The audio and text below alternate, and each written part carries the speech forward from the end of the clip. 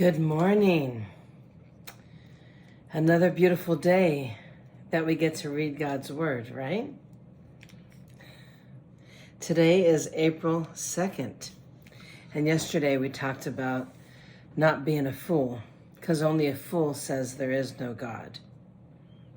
It says that in the Bible. In Psalm 14:1, I think. I'm not sure about the address, but you can look that up. So anybody that you know that thinks that God is not real, according to the Bible, they're being foolish. So pray for them. Okay, today is April 2nd, and we are in the book of Judges, 7:1-25. Gideon defeats the Midianites. Oh, this should be good.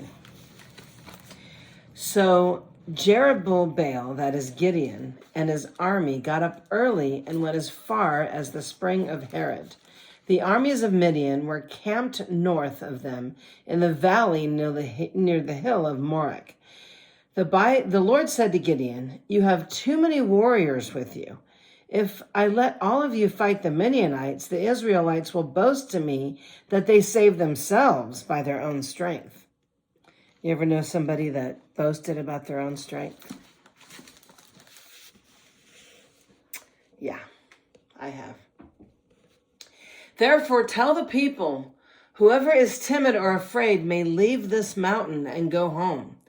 So 22,000 of them went home, leaving only 10,000 who were willing to fight. But the Lord told Gideon, "There are still too many. Bring them down to the spring, and I will test them to determine who will go with you and who will not." When Gideon took his warriors down to the water, the Lord told him, "Divide the men into two groups. In one group, put all those who cup water in their hands and lap it up with their tongues like dogs.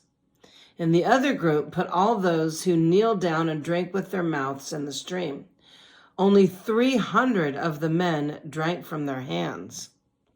All the others got down on their knees and drank with their mouths in the stream. The Lord told Gideon, "With these 300 men, I will rescue you and give you victory over the Midianites. Send all the others home." So Gideon collected the provisions and ram's horn of the other warriors and sent them home, but he kept the 300 men with him.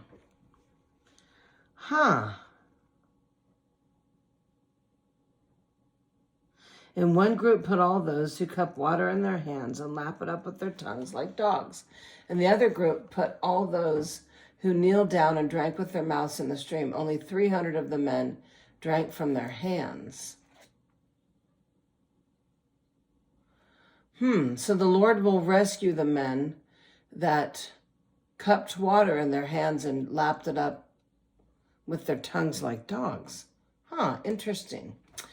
The Midianite camp was in valley just below Gideon.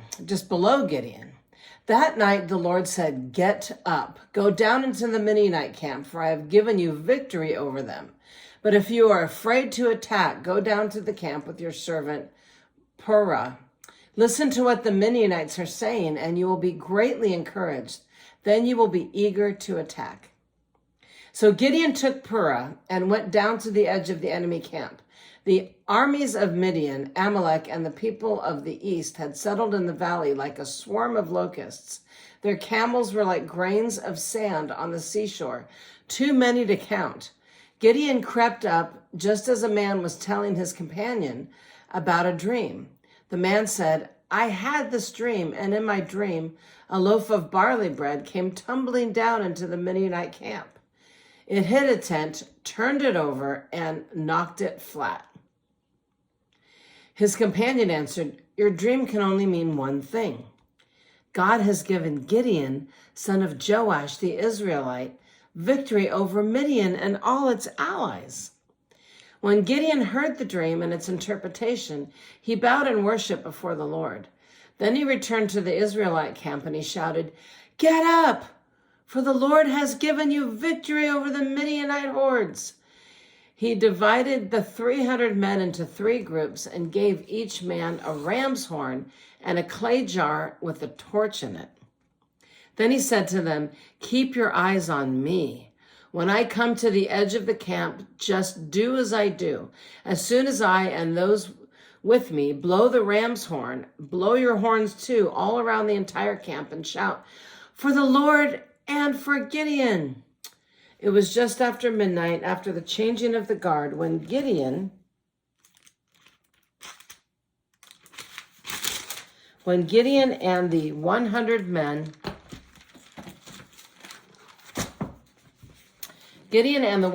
men with him reached the edge of the Midianite camp. Suddenly they blew the ram's horn and broke their clay jars. Then all 3 groups blew their horns and broke their jars. I can imagine what a huge sound that must have made. They held the blazing torches in their left hands and the horns in their right hands, and they all shouted, "A sword for the Lord and for Gideon." Each man stood at his position around the camp and watched as all the Midianites rushed around in a panic, shouting as they ran to escape. When the 300 Israelites blew their ram's horn, the Lord caused the warriors in the camp to fight against each other with their swords. Those who were not killed fled to places as far away as Beth-sheah near Zeriah to the border of Abel-meah near Tabbath. Then Gideon sent for the warriors of Naphtali, Asher, and Manasseh, who joined in chasing the army of Midian. Gideon also sent messengers throughout the hill country of Ephraim, saying, "Come down to attack the Midianites. Cut them off at the shallow crossings at the Jordan River at Beth-barah." So all the men of Ephraim did as they were told.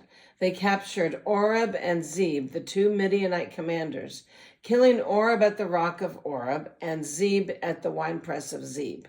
And they continued to chase the Midianites. Afterward, the Israelites brought the heads of Oreb and Zeb to Gideon, who was by the Jordan River. Judges 8, 1-21. Gideon kills Zebah and Zalmunna. Then the people of Ephraim asked Gideon, "Why have you treated us this way? Why didn't you send for us when you first went out to fight the Midianites?" And they argued heatedly with Gideon. But Gideon replied, "What have I accomplished compared to you?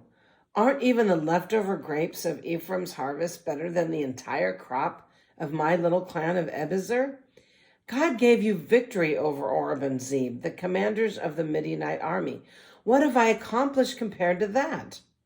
When the men of Ephraim heard Gideon's answer, their anger subsided. Gideon then crossed the Jordan River with his 300 men, and though exhausted, they continued to chase the enemy. When they reached Succoth, Gideon asked the leaders of the town, "Please give my warriors some food. They are very tired.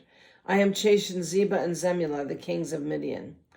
But the officials of Succoth replied, "Catch Zebah and Zilmah first, and then we will feed your army." Gosh, that's not very nice. So Gideon said, "After the Lord gives me victory over Zebah and Zalmunna, I will return and tear your flesh with the thorns and briars from the wilderness." From there, Gideon went up to Peniel and again asked for food, but he got the same answer. So he said to the people of Peniel, "After I return in victory, I will tear down this tower." By this time, Zebah and Zalmunna were in Kekor with about 1,500 warriors, all that remained of the allied armies of the east, for 120,000 had already been killed. Gideon circled around by caravan route east of Nobah and Jogabat, taking the Midianite army by surprise. Zebah and Zalmunna, the 2 Midianite kings, fled, but Gideon chased them down and captured all their warriors. After this, Gideon returned from the battle by the way of Heres Pass. There he captured a young man from Succoth and demanded that he write down the names of all the 77 officials and elders in the town. Gideon then returned to Succoth, and he said to the leaders, "Here Here are Zebah and Zalmunna. When we were here before, you taunted me, saying, well, catch Zebah and Zalmunna first, and then we will feed your exhausted army. Then Gideon took the elders of the town and taught them a lesson, punishing them with thorns and briars from the wilderness. He also tore down the tower of Peniel and killed all the men in the town. Then Gideon asked Zebah and Zalmunna, the men you killed at Tabor, what were they like? They were like you, they replied. They had all the look of a king's son. They were my brothers and sons of my own mother, Gideon exclaimed. As surely as the Lord lives, I wouldn't kill you if I hadn't killed them. Turning to Jether, his oldest son, he said, kill him. But Jether did not draw his sword, for he was only a boy, and he was afraid. Then Zebah and Zalmunna said to Gideon, oh, be a man, kill us yourself. So Gideon killed them both and took the royal ornaments from the necks of their camels. Wow. I guess bullying and taunting and being mean has happened since the beginning of time. Judges 8:22-35. Gideon's sacred ephod. Then the Israelites said to Gideon, be our ruler. You and your son and your grandson will be our rulers, for you have rescued us from Midian. But Gideon replied, I will not rule over you, nor will my son. The Lord will rule over you. However, I do have one request, that each of you give an earring from the plunder you collected from your fallen enemies. The enemies, being Ishmaelites, all wore gold earrings. Gladly, they replied. They spread out a cloak, and each one threw in a gold earring he had gathered from the plunder. The weight of the gold earrings was 43 pounds, not including the royal ornaments and pendants, the purple clothing worn by the kings of Midian, or the chains around the necks of their camels. Gideon made a sacred ephod from the gold and put it in Ophrah, his hometown. But soon all the Israelites prostituted themselves by worshiping it, and it became a trap for Gideon and his family. That is the story of how the people of Israel defeated Midian, which never recovered. Throughout the rest of Gideon's lifetime, about 40 years, there was peace in the land. Then Gideon, son of Joash, returned home. He had 70 sons born to him, for he had many wives. He also had a concubine in Shechem, who gave birth to a son whom he named Amalek. Gideon died when he was very old, and he was buried in the grave of his father Joash at Ophrah in the land of the clan of Abiezer. As soon as Gideon died, the Israelites prostituted themselves by worshiping. Oh God, they did it again. When will these Israelites learn? The Israelites prostituted themselves by worshiping the images of Baal, making Baal Berith their god. They forgot the Lord their God, who had rescued them from all of their enemies surrounding them. Nor did they show any loyalty to the family of Jerubbaal, that is Gideon, despite all of the good that he had done for Israel. Abimelech rules over Shechem. Judges 9:1-6.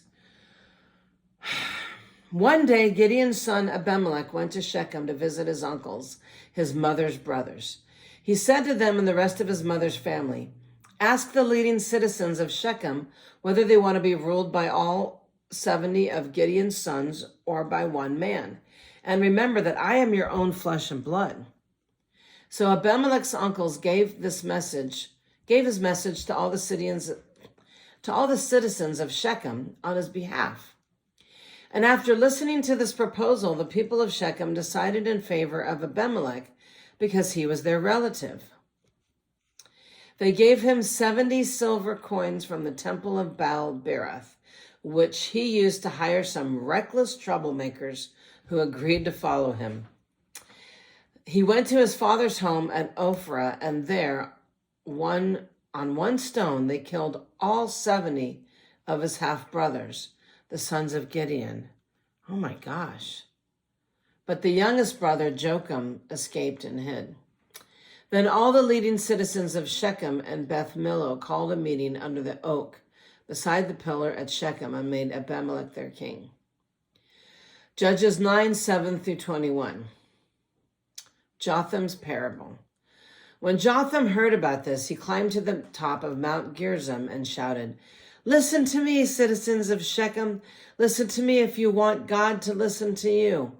Once upon a time, the trees decided to choose a king. First, they said to the olive tree, 'You be our king.'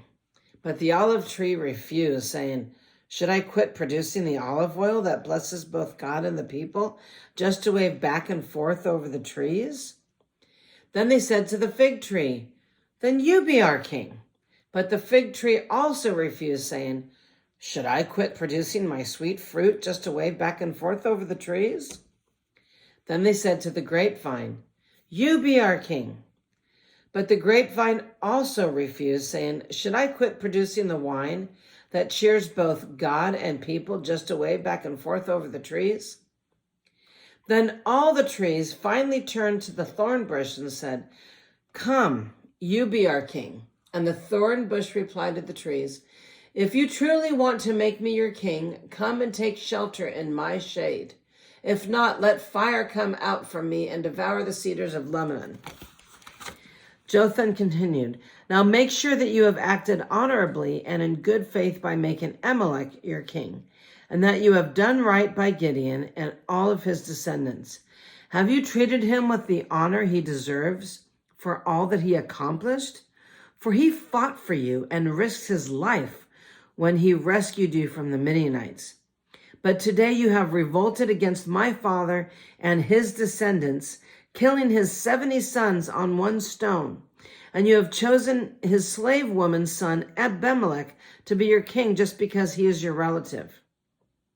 If you have acted honorably and in good faith toward Gideon and his descendants today, then may you find joy in Abimelech and may he find joy in you. But if you have not acted in good faith, then may fire come out from Abimelech and devour the leading citizens of Shemek and Beth Millo, and may fire come out from the citizens of Shechem and Beth Millo and devour Abimelech.' Then Jotham escaped and lived in Beer because he was afraid of his brother Abimelech." Wow. Such drama, such... Whew.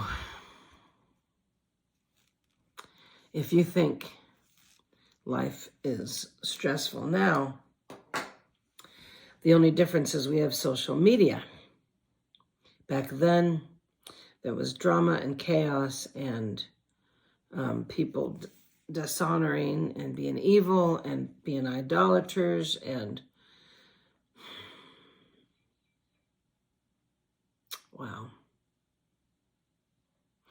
And we as a nation and as a human race still haven't learned.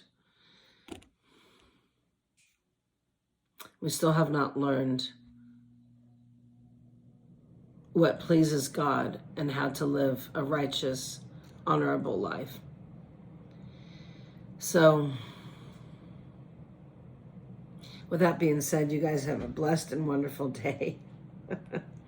Thank you for being here, and I hope that this word sits in your spirit and is good food for you this morning. Have a blessed and wonderful day.